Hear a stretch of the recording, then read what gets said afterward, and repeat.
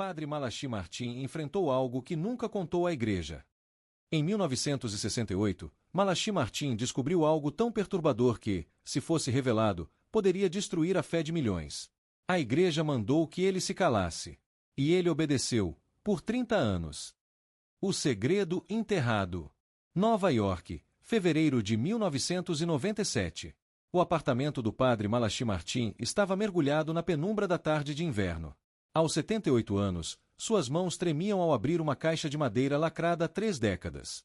Dentro dela, envolto em veludo negro, estava um diário encadernado em couro. Na primeira página, uma frase em latim: Quod visum est, non potest oblivici, o que foi visto não pode ser esquecido. E Malachi nunca conseguirá esquecer. Era 1968. Malachi trabalhava no Vaticano como consultor do Papa Paulo VI, especialista em línguas semíticas e conhecedor de textos apócrifos.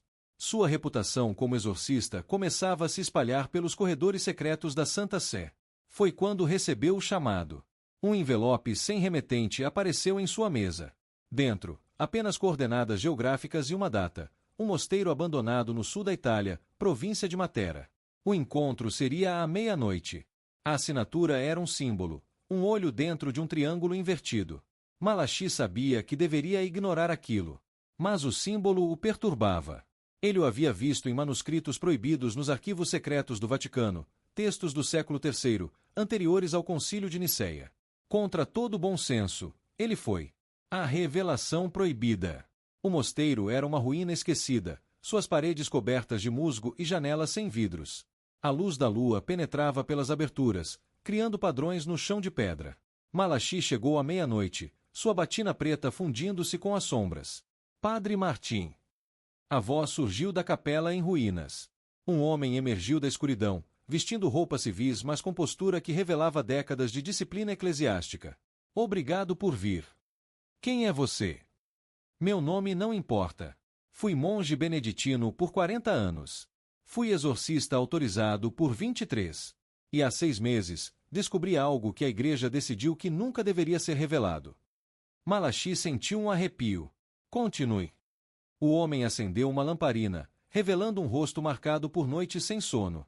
Você estudou os textos apócrifos, Padre Martin, o Evangelho de Judas, os manuscritos de Nag Hammadi, o livro de Enoque. Mas existe um texto que nem mesmo você conhece. Um documento tão secreto que apenas 3 cardeais vivos sabem de sua existência. Que texto? O testamento do primeiro exorcista.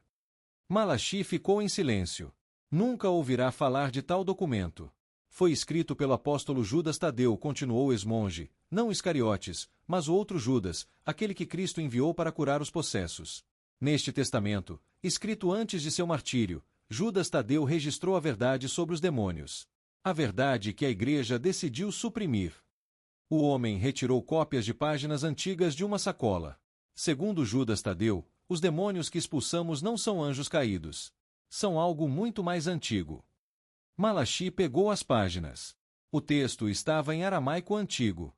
Ele podia lê-lo perfeitamente. À medida que seus olhos percorriam as linhas, seu rosto empalidecia. Isso não pode ser verdade, murmurou. Continue lendo. De acordo com o texto, os demônios eram fragmentos de algo que existiu antes da criação, antes do Verbo.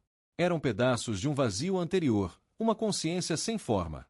Quando Deus criou o universo, esta consciência foi fragmentada pela luz.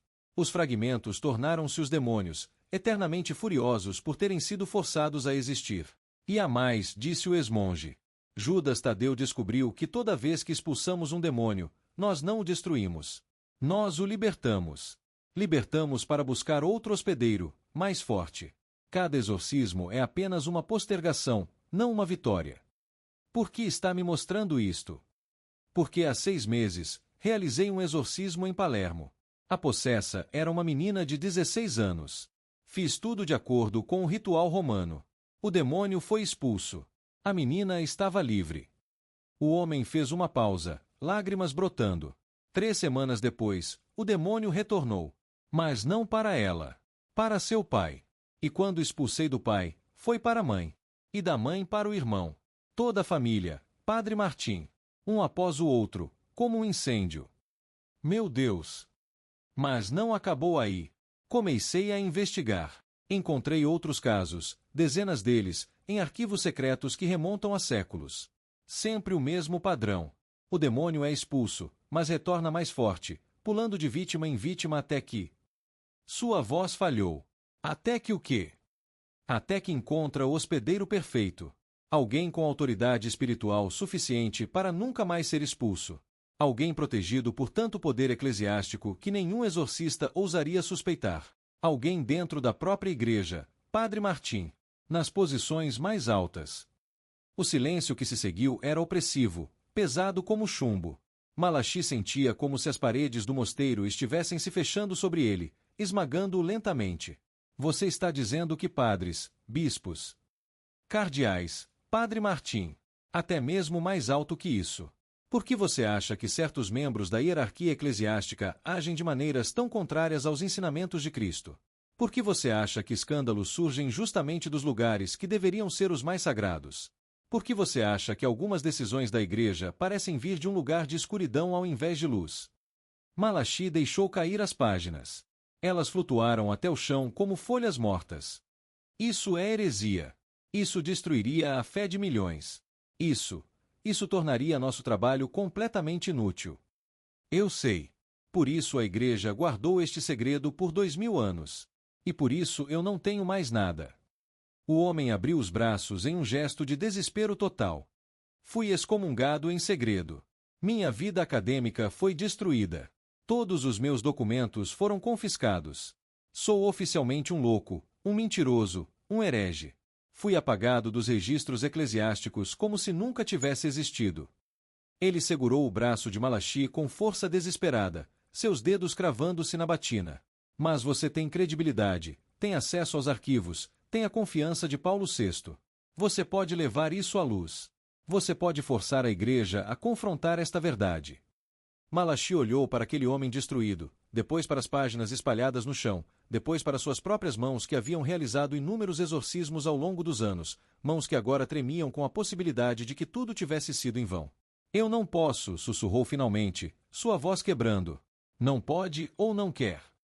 Se isso for verdade, se cada exorcismo que realizei apenas moveu o problema ao invés de resolvê-lo, se eu apenas transferi o sofrimento de uma alma para outra, então... Malachi sentou-se pesadamente em um banco de pedra coberto de líquen. Então toda a minha vida, todo o meu trabalho, todas as noites sem dormir, todos os horrores que presenciei, tudo foi uma mentira. Uma mentira bem intencionada, mas ainda assim uma mentira.